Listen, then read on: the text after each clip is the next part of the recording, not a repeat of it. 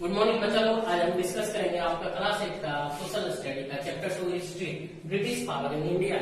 इस चैप्टर में हम लोग जानेंगे कि ब्रिटिशर्स ने किस तरह से हमारे देश पर एज ए व्यापारी के रूप में वो आए और किस तरह से उन्होंने हमारे देश पर कब्जा किया और धीरे धीरे उन्होंने हमारे देश को गुलाम बना लिया और हमारे संसाधनों पर अपना फायदे के लिए हमारे संसाधनों का मिसयूज किया। ये सभी चीजें हम लोग इस चैप्टर के थ्रू जानेंगे।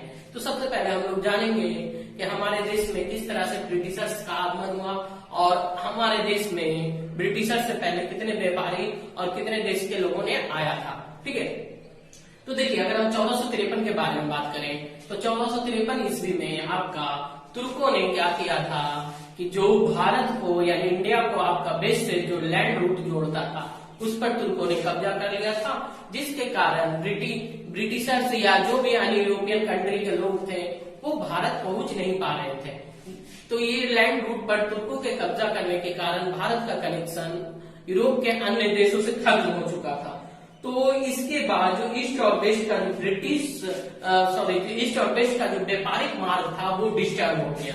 तो इसके बाद जो यहाँ से आपका इंडिया से स्पाइस, टेक्सटाइल ये सब आइटम दूसरे देशों में जाता था वो धीरे धीरे मतलब कम होने लगा, क्योंकि भारत के व्यापारिक मार्गों पर मुख्य रूप से तुर्कों ने कब्जा किया था। ठीक है, तो इसके बाद अगर हम बात करते हैं तो ब्रिटिशर्स ने, यूरोपियन लोगों ने सोचा कि हम लोग भारत के लिए एक नए रास्ते का खोज करें जिसके हम लोग तुर्कों के मतलब लैंड रूट के माध्यम से हम लोग को इंडिया न जाना पड़े। तो इसी दौरान भारत के लिए नए रास्ते की खोज के लिए सबसे पहले आपका पुर्तगाली नाविक वास्को डी गामा ने यूरोप से अपनी यात्रा आरंभ की और वास्को डी गामा ने आपका 1498 ईस्वी में हमारे देश के कालीकट के में पहुंचा और इसने आपका मालाबार कोस्ट के रास्ते आपका भारत के दक्षिण भाग में उतरा।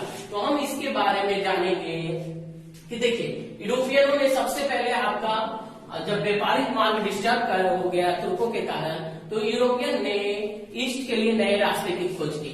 1498 में वास्को डी गामा जो कि एक पुर्तगाली नाविक था वो केप ऑफ गुड होप के चक्कर लगाते हुए आपका कालीकट में मालाबार कोस्ट के पर दक्षिण भारत के मालाबार कोस्ट पर पहुंचा। उम्मीद है कि आप लोगों को इतना तक समझ में आ रहा होगा। अब हम लोग जानेंगे कि किस तरह से पुर्तगालियों ने अब भारत की तो खोज कर ली, नई लैंड रूट की खोज, ये समुद्र रूट की खोज कर ली। अब इन्होंने किस तरह से भारत पर अपना विजय पताका फहराया, भारत पर कब्जा किया। ठीक है, तो इन्होंने सबसे पहले पुर्तगालियों ने 1509 ईस्वी में दीव पर कब्जा किया। पुर्तगालियों ने द्वीप पर कब्जा किया, फिर गोवा पर 1510 ईस्वी में कब्जा किया। ठीक है, जो कि एक छोटा स्मॉल पोर्ट टाउन था। इसके बाद इन्होंने पुर्तगालियों ने धीरे धीरे अपनी शक्ति को मजबूत किया और इसके बाद इन्होंने आपका कालीकट, हुगली और चिटगांव पर कब्जा किया। तो इस तरह से पुर्तगालियों ने भारत में अपनी शक्ति को मजबूत किया।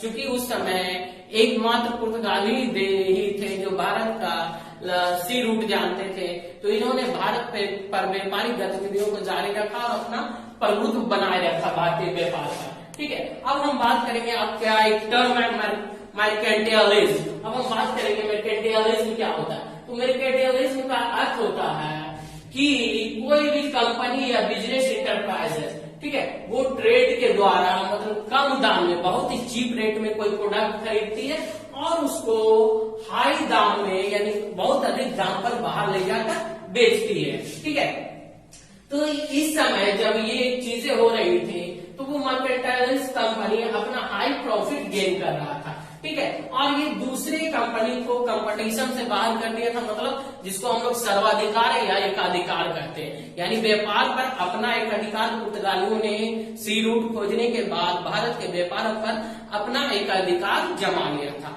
उम्मीद है कि आज हम लोगों ने डिस्कस किया है पुर्तगालियों के बारे में। उम्मीद है कि आप लोगों को ये टॉपिक समझ में आया होगा।